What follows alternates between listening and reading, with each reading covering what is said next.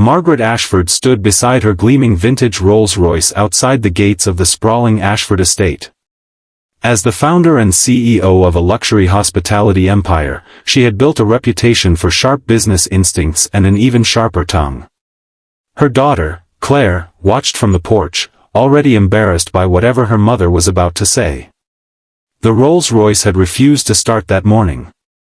3 specialty mechanics had inspected it, replaced a few minor components, and admitted they couldn't identify the real problem. Margaret's patience had run out. At that moment, Ethan Brooks pulled into the estate driving an old pickup truck. A widowed single father raising his 10-year-old son, Liam, Ethan operated a small independent restoration garage known for bringing classic cars back to life. He had been recommended by one of the mechanics who finally admitted, if anyone can figure it out, it's him. Margaret looked Ethan up and down, taking in his faded work boots and grease-stained jacket. "So," she said with a smirk, "you're the miracle worker." Ethan smiled politely. "I'll certainly try." Margaret folded her arms. "If you fix my Rolls-Royce, I'll let you marry my daughter." The estate staff exchanged awkward glances. Claire immediately sighed. "Mother." Ethan chuckled softly. "I think your daughter should probably decide that herself." Claire couldn't help smiling.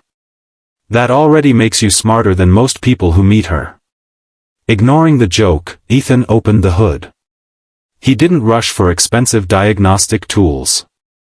Instead, he listened carefully to the engine, checked the fuel lines, examined the electrical connections, and asked Margaret when the problem had first appeared. "About 3 weeks ago," she answered. "Right after I returned from my late husband's countryside estate." Ethan paused. "That timing matters." He continued his inspection until he noticed something unusual near the firewall.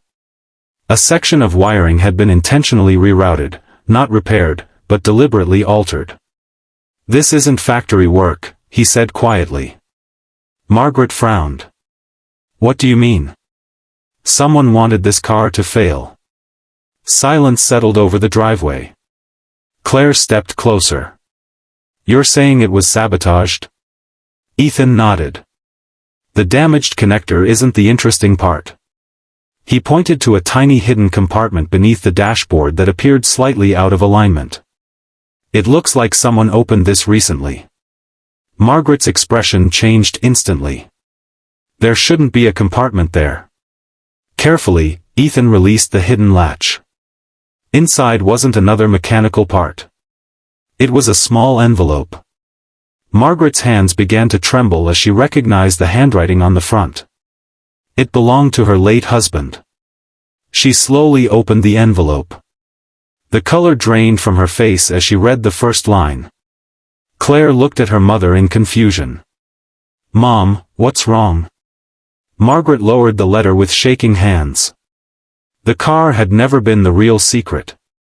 The secret had been waiting inside it all along. Margaret held the letter so tightly that her hands trembled.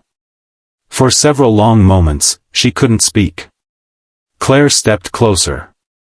"Mom?" With watery eyes, Margaret handed her the letter. It had been written only a few weeks before her husband's passing. The first line read, "If you're reading this, it means someone finally found what I hid inside the Rolls-Royce." Claire's eyes widened. The letter explained that Margaret's husband had discovered suspicious financial activity within the family business. He believed someone close to the company had been quietly diverting money through fake contracts. Unsure whom he could trust, he had hidden copies of key documents inside the secret compartment of the car, knowing that almost no one would ever think to look there. Behind the letter was a small flash drive. Ethan looked at Margaret. "I think this is why someone tampered with the wiring. They wanted the car out of service," Margaret whispered. "So no one would ever find this." Margaret immediately contacted the company's legal team and asked for an independent forensic investigation. Over the following weeks, investigators reviewed the files stored on the flash drive. The documents pointed to years of fraudulent payments and forged approvals. The evidence ultimately led to a senior executive who had abused his position to steal from the company. The discovery shocked the board of directors. The executive was removed, and the company worked with the authorities to recover what it could and strengthen its financial controls. A month later, Margaret invited Ethan and his son, Liam, back to the estate. This time, there were no sarcastic jokes. No tests. No smirks. The restored Rolls-Royce sat gleaming in the driveway. Margaret walked over to Ethan. "I owe you an apology." Ethan smiled politely. "For what?" "For judging you before I knew you." She looked at his old pickup truck parked beside the luxury car. "I thought success looked like expensive clothes and fancy cars." She shook her head. "I was wrong." Claire smiled. "He tried to tell you that on the first day." Everyone laughed. Margaret handed Ethan an envelope. Inside wasn't a marriage proposal or a reward tied to the old joke. It was a contract offering him the opportunity to oversee the restoration of the company's collection of historic vehicles, with flexible hours so he could continue raising Liam. "You're the only person who looked beyond the obvious," Margaret said. "You didn't just fix a car. You uncovered the truth." Ethan accepted the offer after making one request. "I'd like to bring Liam to the workshop sometimes." Margaret smiled. "Of course." Months later, Liam stood beside his father polishing the beautifully restored Rolls-Royce.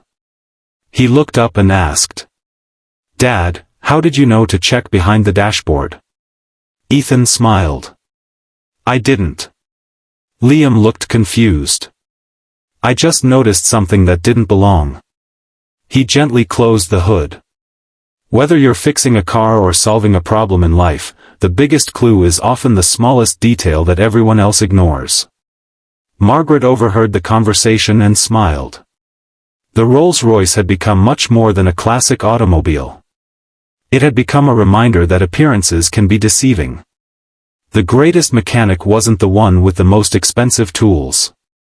It was the one who stayed curious, paid attention, and looked beyond the surface.